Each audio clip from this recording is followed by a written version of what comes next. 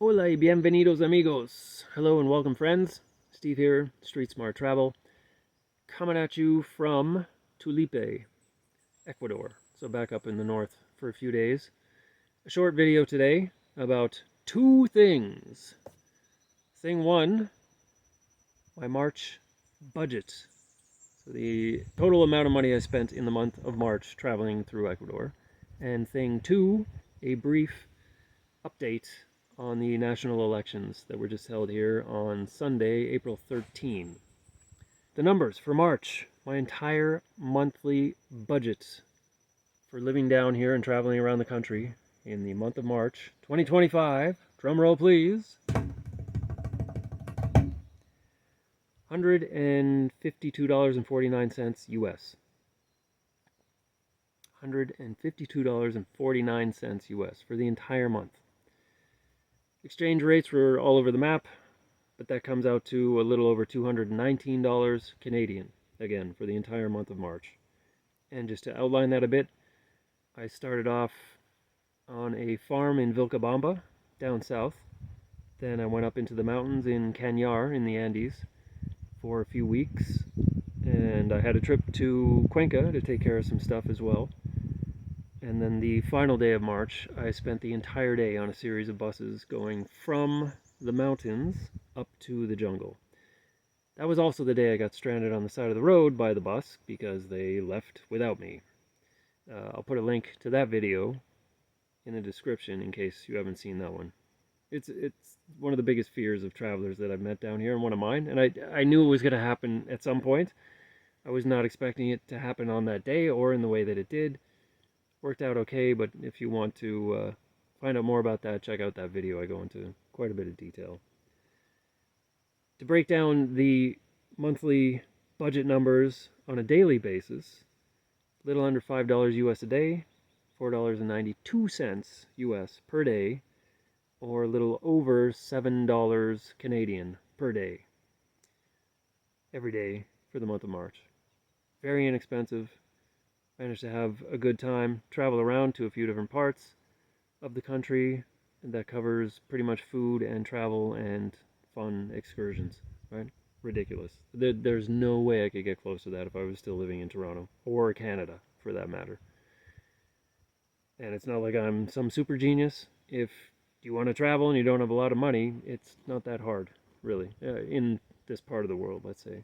Central South America, Eastern Europe, probably parts of Africa, it's surprisingly inexpensive and way more enjoyable in my experience.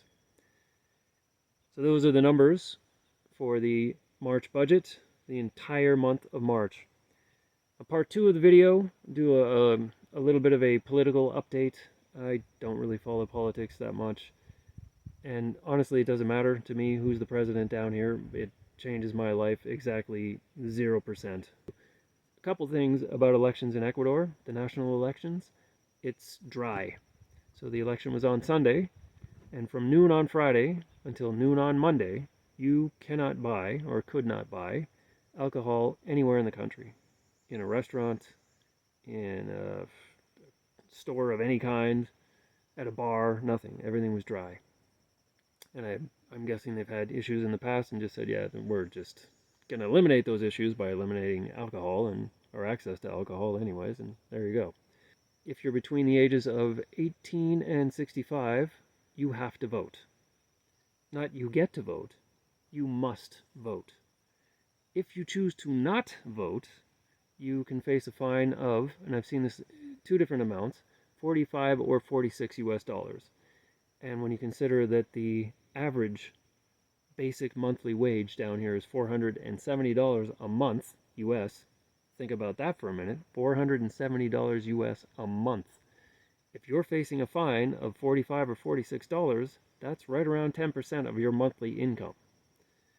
So people get out and vote. Now the election in February was basically a tie. I think it was 15 candidates, 16 candidates, something like that. The top two finished with a margin of less than 17,000 votes between them. When you need a 10-point lead, or 10-point difference in order to be declared the winner of that election, and the difference was something like 0.25, so nowhere close. What that meant was then it goes to a runoff election, which is what we just had on Sunday, the 13th of April. And by the evening, all those votes were counted, and the initial numbers, and these are changing a little bit over time, but the initial numbers were Noboa, so the existing president, was reelected with 55.6% of the vote, and Luisa Gonzalez, who, loser sounds maybe a little harsh, but the person that did not win, got 44.3% of the vote. And of course demanded a recount, and this is fraud, and this is a travesty, and just this is what people who don't win are doing these days, right? Not just here, but everywhere. Oh no, election fraud and interference, and this is okay. Look, if there's evidence of that, absolutely.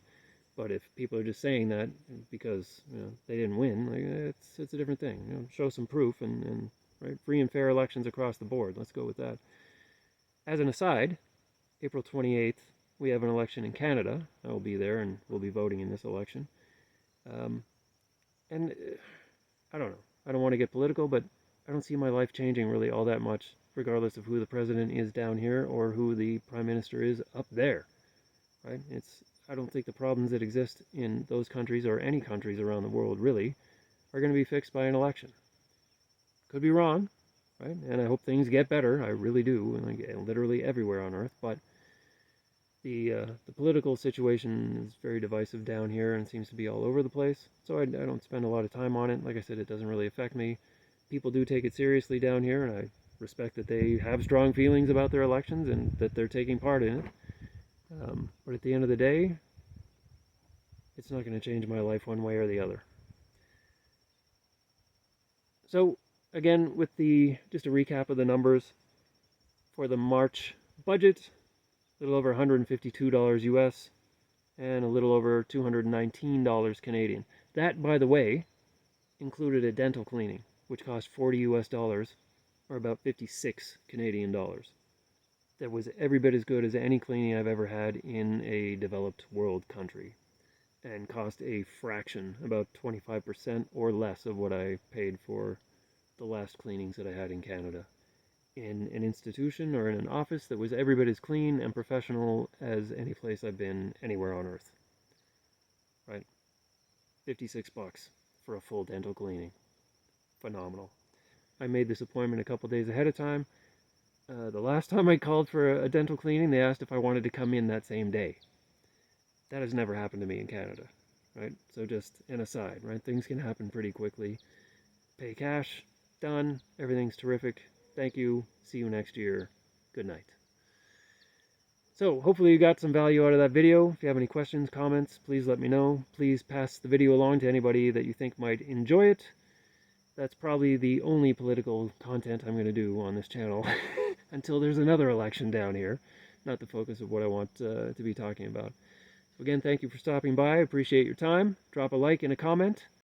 And as promised, I will close out the video with a short video clip of the political rally for Luisa Gonzalez in Otavalo. This would have been Thursday night, April 10. After dark and in the rain, these people came out to support their candidate, playing drums in the rain. That's a level of dedication I don't have. Stay tuned and enjoy.